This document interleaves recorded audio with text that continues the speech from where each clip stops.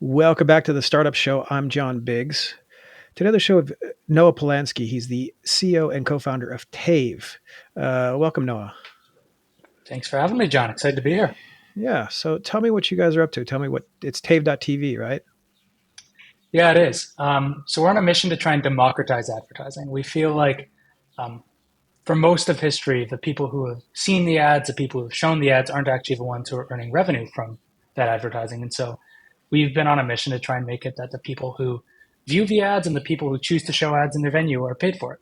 And so we built a product that connects to TVs in bars and restaurants and other businesses. And we provide free content and ads as well. And whenever an ad shows, we pay the business for it.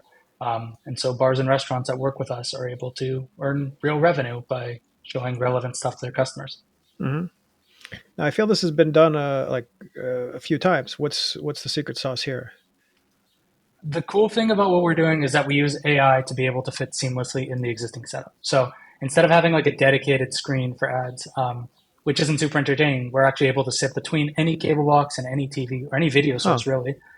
Yeah, and then we connect to the HDMI output of that video source, analyze everything in real time, gain context, know exactly what's being shown, and we can put their whole system on autopilot. So, like as soon as a live sports game ends, we can automatically switch over to show drink specials. Or if it cuts to intermission, we can switch over to a feed with a DJ playing live music mixed in with ads for drink specials. Really, totally customizable to try and make that experience better for people. And it's mostly ads for the local venue, or is it ads just general ads like I don't know, Joe's car repair down the street? It's a mix. We make sure to give the venue some ad space for free to promote themselves, and we make sure to give them a cut of any revenue we earn. But because it's a free system, we do have to show some third party ads to Hmm. make up our cost.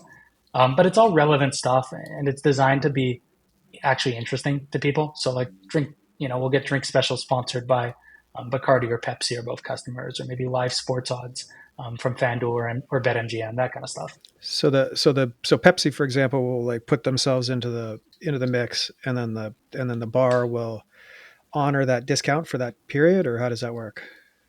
Yeah, or they might not even show a discount. It might just say rum's better with Pepsi, served here. Oh, okay. We just did one with that. Yeah. Hmm.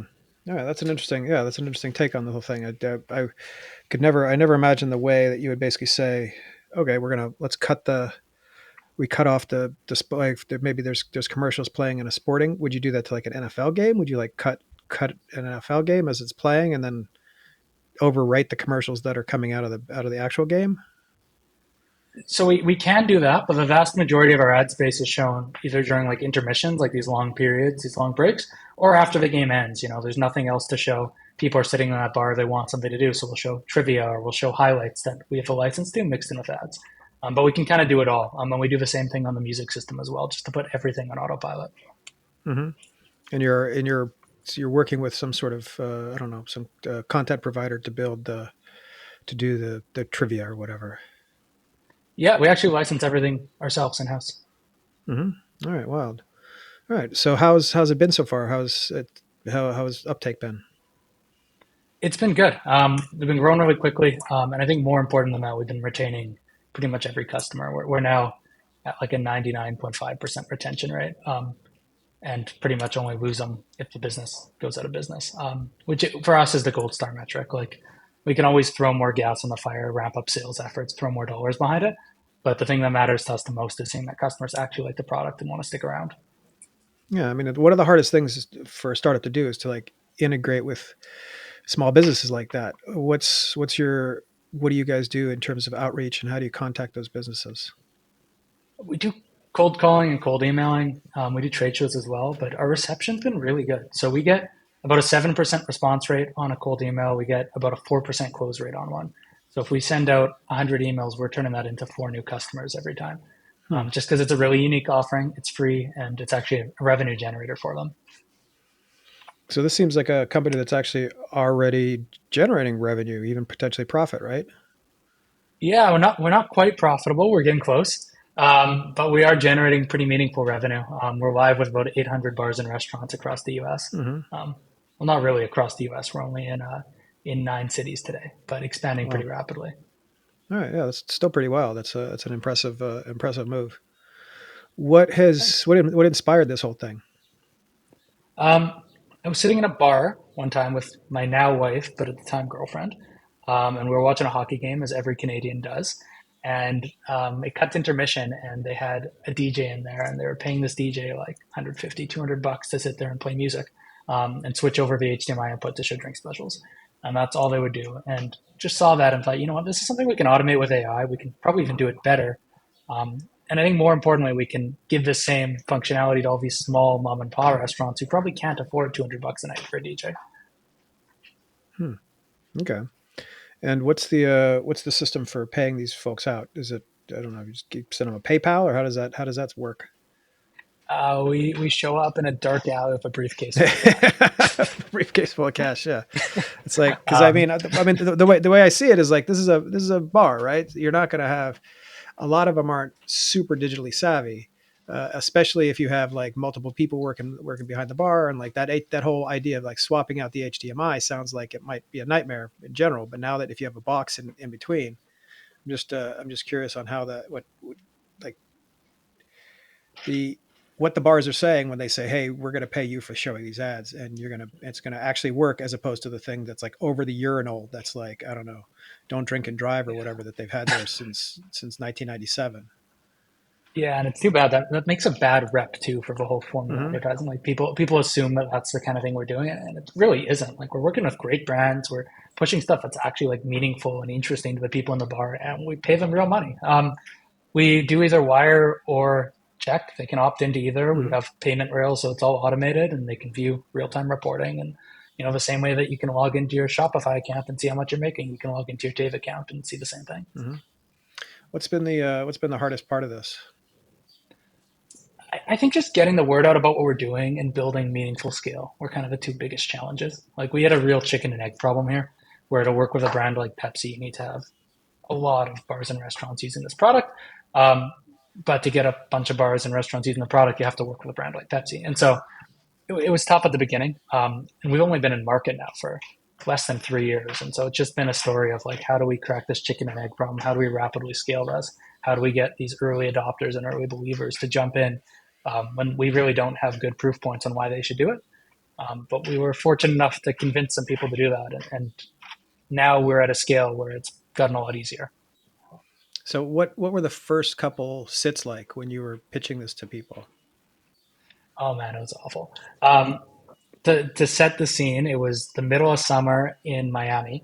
I'm not from Florida, but I flew down there because they were the first place to one of them to reopen from COVID, and so we're going door to door in the middle of summer, walking between bars, and we would just show up absolutely like sweating in a million degree heat.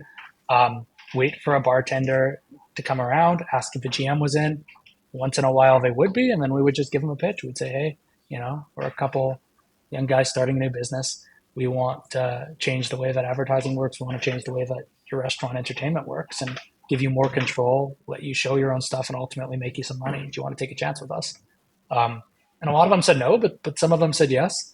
And then we really dove in and tried to give an incredible experience to the ones that said yes and gave it everything we could. And over time, they told their friends and got a bit easier and a bit easier. And then we made it here. Mm-hmm. Were you guys technical in terms of co-founders? We have three co-founders and two of them are technical. So I am. Okay. I have a computer science degree. And my partner Jordan is also technical, and now he's our CTO and oversees the whole tech team. But we have a third partner. His name's Avi, and he isn't technical at all. Well, technically he is. He's a biochem degree, but nothing to do with what Mm-hmm. we're doing, um, which was actually really helpful. He spent most of his career in sales, and so he took a very different perspective than I think we would have, where he was immediately thinking about how do we build a playbook, how do we scale it, how do we build out a CRM, and we were way more focused on the product and product-led growth. And it's been a unique combination of skills. Interesting. Yeah. Do you recommend that sort of mix? Uh, a lot of the founders that I've talked to recently, they've been saying that everybody should be technical. But what's the benefit of having somebody with soft skills? Yeah, you know what? I really do think it's a good mix to have someone who's come from that before, especially if you can get your hands on somebody who's, sold something in the same vertical. Like Avi previously sold to restaurants, food delivery software. He's a director at Canada's largest food delivery company. And so you get somebody like that. who knows what they're doing, knows the process, knows the playbook, knows how to generate leads, knows how to speak their language, and it just short circuits the entire sales cycle. Instead of you having to build all this customer empathy and figure out what they want, you go into it on step five, and it made it a lot faster for us. Yeah, that sounds a lot more pleasant as well. What did you learn from Avi when it comes to sales? Oh man, I learned everything. I was a terrible salesperson when we first started this company. Um, I think the biggest was how important it is to actually listen to customers. So it sounds stupid in hindsight, but I used to go into a sales meeting ready to tell them all about this incredible thing I built and tell them why, they would be stupid not to buy it. Um, and Avi obviously said that's completely the wrong approach. You go into the meeting and you ask them, what pain are you experiencing, and you see if you can genuinely help. And if you can't, you figure out why your product doesn't solve the problem.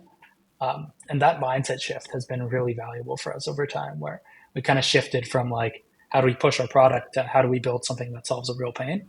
And as soon as we did, just it was like pushing a boulder uphill from the beginning and then downhill after. As soon as we solved the real pain and actually listened to them, people are taking it as fast as we can give it. Is the mission there then to basically ask them what's the worst thing about your, I don't know, current TV system? Yeah, yeah. What don't you like about, is it a pain operationally to run your TV, or is it hard to promote drink specials and events, or do you wish you could make a bit of extra money every month? Um, and usually the answer is yes, yes, yes. And then we tell them about what we can do and how we can consolidate everything into one place and how we can pay them to do it. And Hmm. it's a pretty easy sell. Interesting. What's the how was the rate fundraise for you guys? It sounds like you already have revenue. What's how much did you have to raise and why? We've raised a meaningful amount, like several million. I can't give the exact number yet, but we raised several million. I was mostly to build out the hardware and build out the inventory as well. Like we have, unfortunately, a bit of a cash flow problem in our business where because we aren't charging anyone anything, we have to buy all this hardware, we have to cover all the sales costs, we have to get it installed, and then it recovers its cost pretty quickly Hmm. from there. But we have to bridge that gap, and so we did need to raise some money to do it and just to develop all the tech. And we've been fortunate to work with some really great VCs and investors. Like went through Y Combinator a couple years ago. We raised from FJ Labs, Superior Ventures, Garage Capital, Mu Ventures, and many others that I've been very fortunate to work with. But it's a hard process. I think anyone who tells you it's easy and quick is lying. And what's your moat here? How do you prevent other people from, like, I don't know, sending out a dongle that kind of does the same thing? Yeah, I think we have a couple modes. The first is that there was a lot of R&D that went into it. Like we actually build our own hardware from scratch. Hmm. So everything down to the circuit boards, all the way up to like the firmware and AI is all proprietary, all designed by us. Um, but separate from that, we have really strong network effects here, where the more venues we have using this product, the more valuable it is, and the more scale we have to bring to advertisers, and the more advertisers we have, the more everyone who works with us can earn. And then as that happens, we can build a better product as a result. And so we've seen a bit of a flywheel where I think it makes it pretty hard for somebody to enter the space. So it's not a hardware problem. It's actually a scaling problem. Yeah. Interesting. All right. So what's next for you guys? What's on the horizon? Um, so we're just launching a new product, and it's coming up. And the idea is that we're going to partner up with other people who have screens in venues of any sort. And I've never really thought about advertising. So maybe you have a point Hmm. of sale system and you have a little screen on it, or you have tablets or something. And you've always thought, I could probably sell ads on these, but I don't really know how. And so we're now working on this product that's basically, like adding Stripe to your website for payments. That's what we're going to do for advertising. And it's called Taiv, and it's a two-line of code integration, and then we handle absolutely everything, and you earn the vast majority of the revenue. Um, Hmm. and so that's just in beta right now, but reception's been outstanding so far, and I think it's a real hole in the market. So are you running your own point of sale system plus with the ad stuff, or are you piggybacking on top of like Stripe or whatever, Clover or any one of those companies? So we don't actually do any of a point of sale. Like the idea is that if you have a screen and you want, hey, when this point of sale system's not in use, I want to show an ad on that screen. We give you infrastructure to do it. And Okay. so makes it really easy for anyone to add infrastructure to the product and hopefully to pay the people who are showing the ads for it as well. So the point of sale people would embed this into their system as opposed to like the companies. Yeah, exactly. Okay. All right. Very cool. All right. Yeah. This has been really interesting. Yeah. Thanks for sharing this. Yeah, thanks for having me, John. All This was right. fun. Yeah. So Noah, Taiv.tv. You're going to see it in a bar near you fairly soon, I'm sure. Or do you have anybody down in Brooklyn or New York? Yeah, we do. We have, All right. I want to say 70 locations in New York. Oh man. All right. I'll have to start drinking. This has been the Startup Show. I'm John Biggs. We'll see you next episode.